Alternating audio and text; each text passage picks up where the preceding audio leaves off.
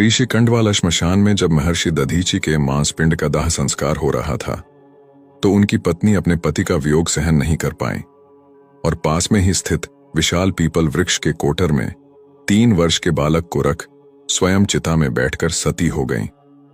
इस प्रकार महर्षि दधीचि और उनकी पत्नी का बलिदान हो गया, किंतु पीपल के कोटर में रखा बालक भूख प्यास से तड़प तड़प कर चिल्लाने लगा। जब कोई वस्तु नहीं मिली तो कोठर में गिरे पीपल के गोदों फल को खाकर बड़ा होने लगा। कालांतर में पीपल के पत्तों और फलों को खाकर बालक का जीवन यनकेन प्रकारेण सुरक्षित रहा।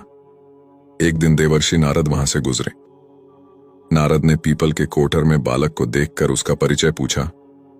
नारद जी बोले, बालक तुम कौन हो? बालक बोला कि यही तो मैं भी जानना चाहता हूं। नारद जी ने कहा कि तुम्हारे जनक कौन है? बालक ने कहा कि यही तो मैं जानना चाहता हूं। तब नारद जी ने ध्यान धर देखा। नारद ने आश्चर्यचकित हो बताया कि हे बालक, तुम महान दानी महर्षि दधीचि के पुत्र हो। तुम्हारे पिता की अस्थियों का वज्र बनाकर ही देवताओं ने असुरों पर विजय पाई थी।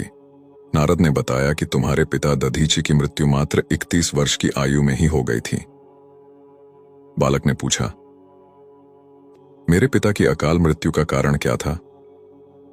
नारद जी ने कहा कि तुम्हारे पिता पर शनिदेव की महादशा थी। बालक ने पूछा कि मेरे ऊपर आई विपत्ति का कारण क्या था? नारद जी ने बताया, शनिदेव की महादशा। इतना बताकर देवर्षि नारद ने पीपल के पत्तों और गोदों को खाकर जीने वाले बालक का नाम पिप्पलाद रखा और उसे दीक्षित किया। नारद के जाने के बाद बालक पिप्पलाद ने नारद के बताए अनुसार ब्रह्मा जी की घोर तपस्या कर उन्हें प्रसन्न किया। ब्रह्मा जी ने जब बालक पिप्पलाद से वर मांगने को कहा तो पिप्पलाद ने अपनी दृष्टि मात्र से किसी भी वस्तु को जलाने की शक्ति मांगी। ब्रह्मा जी से वर मिलने पर सर्वप्रथम पिप्पलाद ने शनिदेव का आह्वान कर अपने सम्मुख प्रस्तुत किया और सामने पाकर आंखें खोलकर भस्म करना शुरू कर दिया। शनिदेव सशरीर जलने लगे। ब्रह्मांड में कोलाहल मच गया। सूर्यपुत्र शनि की रक्षा में सारे देव विफल हो गए। सूर्य भी अपनी आंखों के सामने अपने पुत्र को जलता हुआ देखकर ब्रह्मा जी से बचाने हेतु विनय करने लगे। अंततः ब्रह्मा जी स्वयं पिप्पलाद के सम्मुख पधारे और शनिदेव को छोड़ने की बात कही, किंतु पिप्पलाद तैयार नहीं हुए। ब्रह्मा जी ने एक के बदले 2 वर मांगने की बात कही। तब पिप्पलाद ने खुश होकर निम्नवत 2 वरदान मांगे।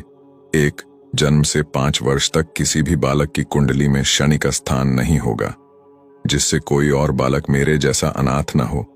दूसरा, मुझ अनाथ को शरण पीपल वृक्ष ने दी है, अतः जो भी व्यक्ति सूर्योदय के पूर्व पीपल वृक्ष पर जल चढ़ाएगा उस पर शनि की महादशा का असर नहीं होगा। ब्रह्मा जी ने तथास्तु कह वरदान दिया। तब पिप्पलाद ने जलते हुए शनि को अपने ब्रह्मदंड से उनके पैरों पर आघात करके उन्हें मुक्त कर दिया, जिससे शनिदेव के पैर क्षतिग्रस्त हो गए और वे पहले जैसी तेजी से चलने लायक नहीं रहे। अतः तभी से शनि शनय चरती या शनयश्चर अर्थात जो धीरे चलता है वही शनयश्चर है कहलाए और शनि आग में जलने के कारण कालिकाया वाले अंग भंग रूप में हो गए। संप्रति शनि की काली मूर्ति और पीपल वृक्ष की पूजा का यही धार्मिक हेतु है। आगे चलकर पिप्पलाद ने प्रश्न उपनिषद की रचना की, जो आज भी ज्ञान का वृहद भंडार है।